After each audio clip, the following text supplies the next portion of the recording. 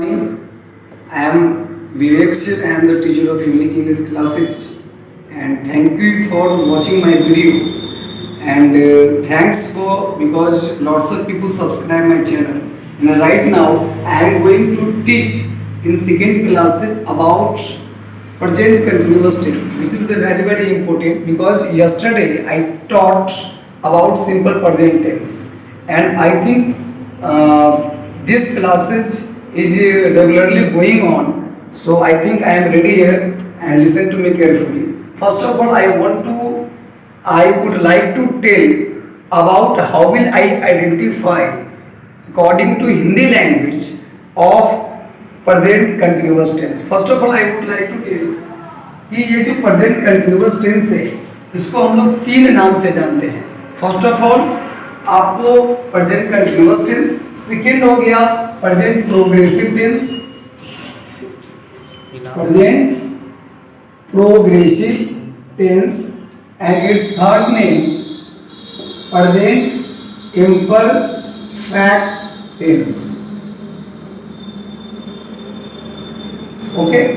And जिस प्रकार मैंने सिंपल प्रेजेंट टेंस का पहचान आपको कल बताया था, जस्ट लाइक सेम आज मैं I am going to tell what is the symbol of present continuous tense in Hindi language. यानी हिंदी लैंग्वेज के आधार पे हम लोग कैसे पहचानेंगे कि ये प्रेजेंट कंटिन्यूअस टेंस है. जैसे कि जिस हिंदी वाक्य के क्रिया के अंत में रहा है, रही है, रहे हैं लगा हो, वह वाक्य प्रेजेंट कंटिन्यूअस टेंस में होना समझा जाता है. दैट मीन्स रहा है, रही है, रहे.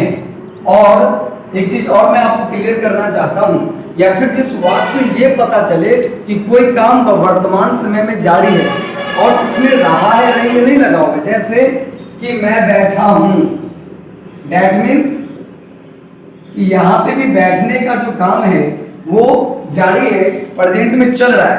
तो इस वजह से हम इस सेंटेंस को प्रेजेंट कंटिन्यूअस टेंस में ही समझेंगे. And I think it is very easy to understand. And right now मैं आपको इसका स्ट्रक्चर यानी जो प्रेजेंट कंटिन्यूअस टेंस का स्ट्रक्चर है मैं उसके बारे में डिस्कस करूंगा. तो listen to me carefully and concentrate here. आपको मैंने बताया था कि किसी भी लैंग्वेज में जब हम लोग बात करते हैं तो 6 प्रकार का सेंटेंस यूज करते हैं. Affirmative, negative, interrogative, interronegative, WH interrogative और WH इंट्रोनेगेटिव. तो फर्स्ट ऑफ ऑल मैं आपको बताऊंगा कि अफर्मेटिव सेंटेंस का स्ट्रक्चर क्या होता है. यह आपका अफर्मेटिव यानी सकारात्मक वाक्य, इसका स्ट्रक्चर हो गया subject plus is, am, are plus V4 और प्लस ऑब्जेक्ट. ठीक है. जैसे एग्जाम्पल कि वह किताब पढ़ रहा है, वह किताब पढ़ रहा है. इसमें इसका जो सब्जेक्ट है वो ही, और ही थर्ड पर्सन सिंगुलर नंबर है, और इसके साथ इस तीनों हेल्पिंग वर्ब में से according to subject you can select कि कौन सा राइट हेल्पिंग वर्ब किस सब्जेक्ट के साथ यूज होगा. ही के साथ इज लगता है, इज. उसके बाद ये रीड मतलब पढ़ना, और यहाँ पे V4 है. तो जब V1 में ING हम लोग ऐड करेंगे तो V4 बनता है. ओके. तो he is reading a book. Just like अब इसी में यहाँ पे अगर सब्जेक्ट हो जाएगा मैं किताब पढ़ता हूँ, मैं किताब पढ़ रहा हूँ, तो आई इसका सब्जेक्ट हो गया और आई के साथ एम लगता है. उसी प्रकार अगर यहीं पे रहता आप किताब पढ़ रहे हैं, आप किताब पढ़ रहे हैं, यहाँ पे सब्जेक्ट क्या हो गया यू, यू के साथ क्या लग जाएगा आर. ठीक है. ये बहुत आसान है. अब जस्ट इसी प्रकार हम लोग क्या करेंगे कि निगेटिव स्ट्रक्चर के बारे में बात करेंगे. निगेटिव मैंने कल आपको बताया था कि जो हेल्पिंग वर्ब होगा उसके बाद हमेशा निगेटिव वर्ड का यूज करते हैं. तो इस स्ट्रक्चर में आपका हेल्पिंग वर्ड क्या है इज, एम, आर. उसके बाद हम जैसे ही नॉट ऐड कर देते हैं ये आपका हो जाता है नेगेटिव यानी नकारात्मक.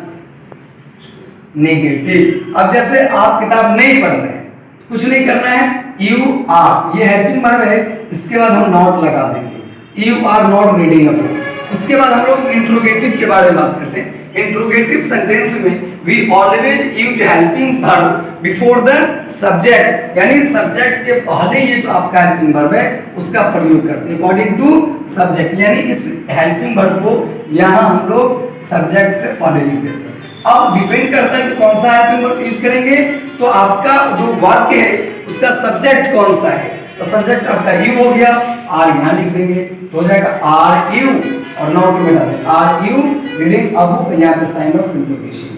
अब इंट्रोनेगेटिव, इंट्रोनेगेटिव में क्या करते हैं, जो सब्जेक्ट है उसके बाद हम लोग नॉट का प्रयोग करते हैं, are you not reading a book, यानी और हिंदी वाक्य में ये वाक्य आपका किससे स्टार्ट होगा, क्या से, क्या आप किताब नहीं पढ़ रहे हैं, are you not reading a book. फिर मैंने कल आपको बताया WH इंट्रोगेटिव, WH इंट्रोगेटिव में कोई भी सेंटेंस क्वेश्चन वर्ड से स्टार्ट होगा, जैसे आप किताब क्यों पढ़ रहे हैं, तो क्यों पढ़ रहे हैं।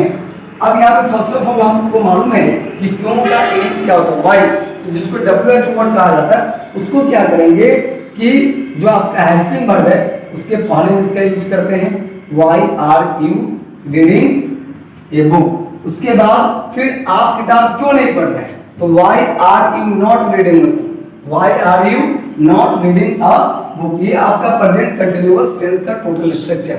और मैं आपको बताना चाह रहा हूं कि जैसे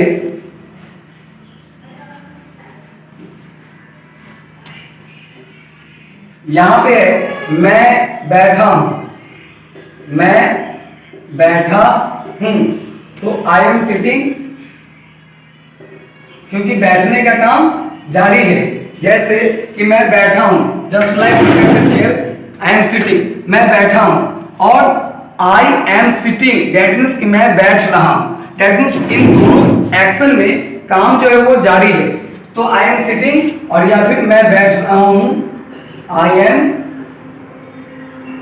सिटिंग, वो सेंटेंस आर इक्वल। तो इसी प्रकार टेंस, इसी प्रकार टाइम और टेंस का कॉन्सेप्ट आसान तरीका से समझने के लिए इस वीडियो को लाइक करें और सब्सक्राइब करें, और पर डे आपको हर टेंस का जो टाइप्स है उसके बारे में, उसका स्ट्रक्चर और उसका एग्जाम्पल आपको कंटिन्यूसली पर डे मिलता रहेगा। Thank you so much.